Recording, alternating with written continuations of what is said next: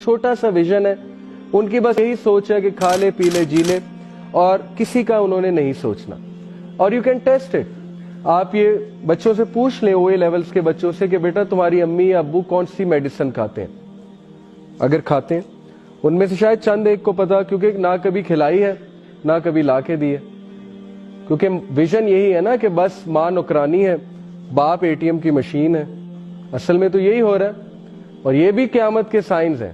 ابھی آگے آ رہا ہے کہ جب سلیو گرل اپنے آقا کو when the slave woman will give birth to her master then wait for the hour. کیا مطلب ہے کہ عورت جو ہے وہ نوکرانی ہوگی اور وہ اپنے آقا کو جنم دے گی.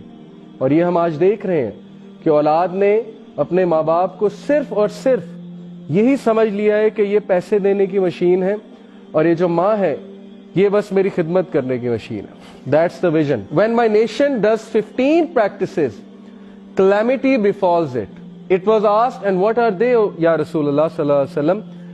جب میری امت 15 چیزیں پریکٹس کرے گی تو پھر ان پہ کلیمٹی آئے گی، ان پہ فتنہ آئے گا، ان پہ پرابلمز آئیں گی. وہ بہت لمبی لسٹ ہے، لیکن میں نے جو ریلیونٹ لسٹ ہے وہ نکالی ہے. اس میں زکوٰۃ نہ دینا ہے، اس میں جھوٹی گواہی نہ دینا ہے، وہ میں آپ کو پہلے بتا چکا ہوں. When a man obeys his wife but disobeys his mother. When a man treats his friend well but is harsh and distant with his father. سبحان اللہ. یعنی باپ بات کرے تو غصہ چڑھے، فرینڈ بات کرے تو بہت خوشی سے جواب دیں.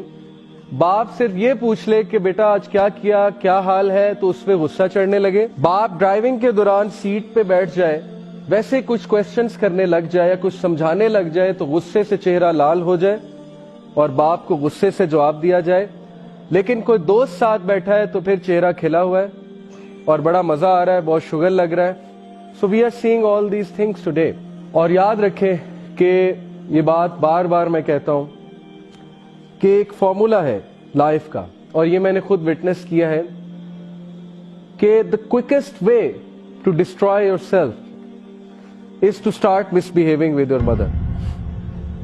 جس اولاد نے ماں سے بدتمیزی شروع کر دی، then he or she should count her days or his days.